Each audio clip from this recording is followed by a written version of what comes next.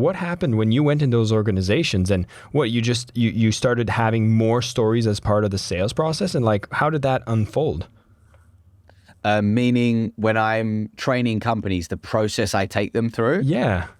Yeah. So I have a framework, and that framework is my story selling framework. And story is an acronym. I'm a sucker for a good acronym, man. So story is an acronym. So S stands for simplify the fundamentals of storytelling. So for entrepreneurs, your testimonials aren't necessarily stories. Your case studies aren't stories. Your mission statements aren't stories. So it's really helpful when we understand what a story is in the context of sales, because this isn't Michelle from American Pie, where we're like, this one time at band camp. We're not doing that, right? We're trying to share stories which inspire prospects to take action. And there's a real difference that we can dig into in a second.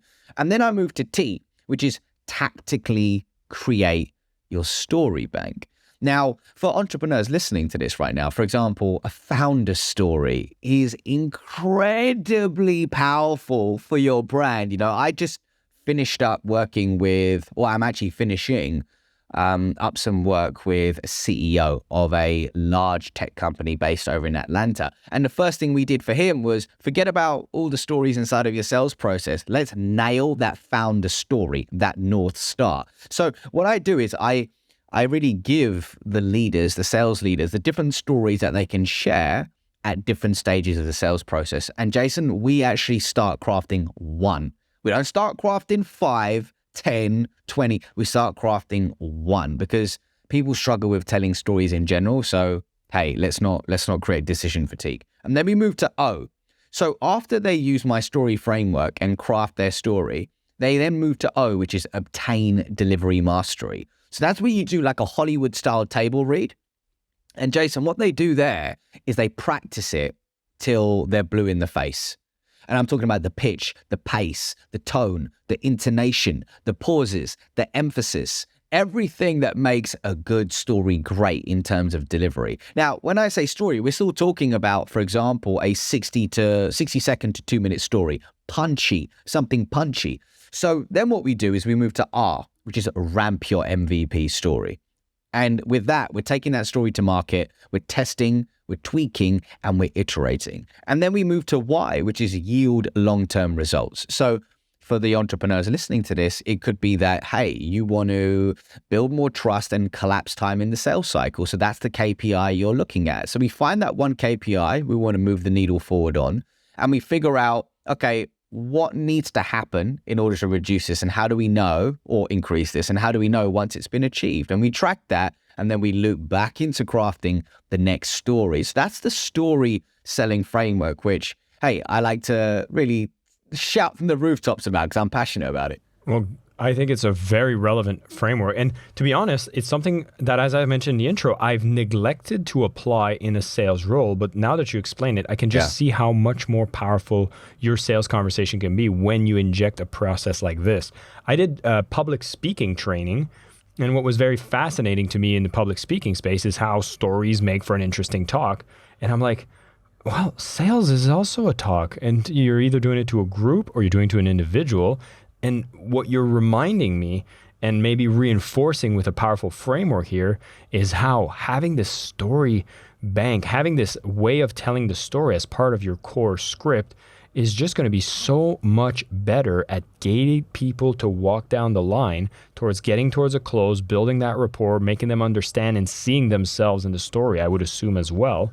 Which brings me to the fact you talked about the founder story here. That seems to be one of the core stories that most of us would probably want to start with. Is that a recommendation?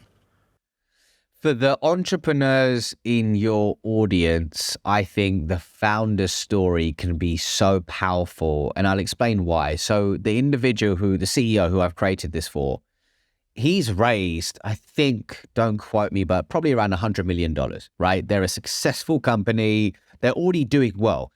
And I'm like, dude, well, like, why do you want this story? You're already doing well. And he said, well, listen, 3 reasons, right? 1, I want my leadership team sharing this story with new hires and existing employees to move the needle forward in their life, and so that they can see themselves in my story, and also to filter, right?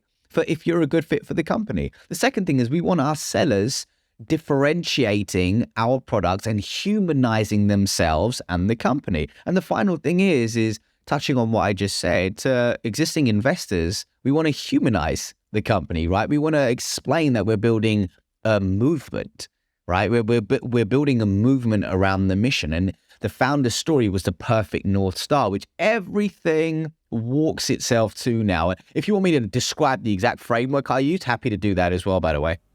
Well, I think I'd want to definitely touch a little more on it, but I want to touch on the fact that if you are an entrepreneur, I can definitely see why this is so important. And it's very interesting because for me, I tell people you got to be clear on the impact you want to make. And I think your founder story is actually an elaborate way to make sure people connect with the reason you're even in business. Because if you don't even connect with that core, like, why are you even in business? And the other thing is I think of like, why is it that I decided to go work? For example, I worked for Mind Valley for a while, and it was like, what attracted me to go there? There was a founder story, an origin story there that attracted me as an employee. So if I was a sales representative, and for anybody who isn't an entrepreneur, you are a salesperson working for an organization, I would demand a founder story so that I could sell more effectively, because without it, it's almost like you're missing that foundation that gets people to understand, why should I buy from you? Like, why are you going to really take care of me? Brother, I'm so with you. And the truth is, actually, this is my truth, is that I don't believe people care just about what you do. Now more than ever, they care about why you do it. So if you can explain what the company does and the why behind it, and as the founder, you use yourself as the main character, not to give yourself significance, but to give your audience significance so they can see themselves in your arc, in the pains, desires, and transformation. Man, it is so powerful. And literally, it's selling without selling. Yeah. It's selling without selling. And that's the beauty of storytelling, man. It's just the most authentic and organic way to influence people without being icky. Yeah, I can totally see that.